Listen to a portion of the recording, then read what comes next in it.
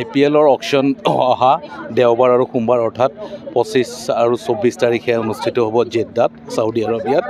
আৰু অসমৰ লগতে ভাৰতত প্ৰায় ভাৰতীয় খেলুৱৈ বুলি ক'লে প্ৰায় 1100 খেলুৱৈ ৰেজিষ্টাৰ্ড কৰিছে আৰু ইণ্টাৰনেশ্যনেল প্লেয়াৰ প্ৰায় 400 কৰিছে আৰু এই 10টা যি ISL দল IPL দল আছে তেওঁলোকে এই প্লেয়াৰখিনি পাই নিজৰ টিমবোৰ গঠন কৰিব এক্সেপ্ট দ্য ৰিটেইন প্লেয়াৰ বাকী বহুত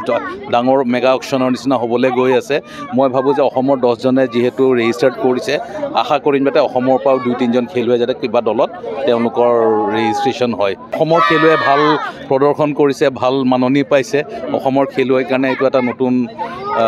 অধ্যায় হৈছে আৰু ৰিয়ান পৰাগক দেখি পেলাই যাতে অসমৰ আন খেলুৱৈসকলে উৎসাহিত হৈ তেওঁলোকেও আৰু অলপ কষ্ট কৰি পেলাই যাতে ৰিয়ানৰ লেভেল পাব পাৰে তেনেকুৱা ধৰণৰ অপৰচুনিটি পাব পাৰে তাৰ কাৰণে অসম ক্ৰিকেট সন্থাই যিটো পদক্ষেপ লৈছে এইখিনিটো চলিয়ে থাকিব আৰু ভাৰতীয় ক্ৰিকেটত এটা নতুন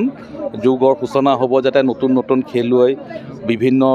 ইণ্টেৰিয়ৰ জেগাৰ পৰা আহি পেলাই যাতে আগবাঢ়ি যাব পাৰে তাৰ কাৰণে এখন খুব ভাল প্লেটফৰ্ম IPL খেল টুৰ্ণামেণ্টটো আৰু মই ভাবোঁ যে ৰিয়ানক দেখা পাই অসমৰ ৰিয়ান লগতে জিন্তিমণি আছে উমা চেত্ৰী আছে তেওঁলোককো WPLত ৰিটেইন কৰিছে চ' তেওঁলোকক দেখি অসমৰ ল'ৰা আৰু ছোৱালী দুইটা ছেক্টৰতে যাতে আগবাঢ়ি যায় তাকে মই আশা কৰিম সেইটো যিহেতু এইটো এটা কমপ্লিটলি প্ৰাইভেট এফেয়াৰ প্ৰত্যেকটো দলে নিজৰ টীম থাকে নিজৰ এটা এক্সপাৰ্ট বডি থাকে তেওঁলোকে চিলেক্ট কৰে আৰু এইটোত কমপ্লিটলি পাৰফৰ্মেঞ্চৰ ওপৰত যায় মই যিটো যোৱা 2 বছৰ মই IPLৰ নিলামত জড়িত হৈছোঁ এইবাৰো মই ছাউদি আৰবিয়াত থাকিমগৈ আৰু এইটোত প্ৰত্যেকটো দলৰ তেওঁলোকৰ যিটো এক্সপাৰ্ট বডি আছে উইথ ছিলেক্টাৰ্ছ এণ্ড কোচেছ তেওঁলোকে খুব নিপুণভাৱে চাই খুব সূক্ষ্মভাৱে এনালাইচিছ কৰি প্লেয়াৰসকলক চিলেক্ট কৰে গুৱাহাটীৰ মাজমজিয়াত নৰ্থ ইষ্টৰ প্ৰথমখন এক্সক্লুচিভ মাৰ্চেল আৰ্টছ সামগ্ৰীৰ শ্ব'ৰুম তথা বিপণী Tirupati sports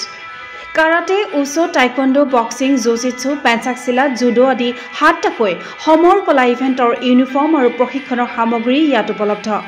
tracksuit jersey martial arts medal memento trophy ক্ৰয় কৰিব পাৰিব পাইকাৰী মূল্যত ফুটবল ভলীবল বাস্কেটবল ক্ৰিকেট আদি ইভেণ্টৰ সামগ্ৰীৰ ছাপ্লাইৰ বাবে অৰ্ডাৰ ওলোৱা হয় কাৰাটে টাইকোৱাণ্ডোৰ নেশ্যনেল ফেডাৰেশ্যনৰ দ্বাৰা এপ্ৰুভড ব্ৰেণ্ড আৰু আপ টু ডেট সামগ্ৰীৰ বাবে একমাত্ৰ বিশ্বাসযোগ্য আৰু নিৰ্ভৰযোগ্য প্ৰতিষ্ঠান ঠিকনাটো হৈছে doctor B Barua road house number 52 first floor Ulubari Guwahati 7 phone number 9085083493 email sanju_regal@rediffmail.com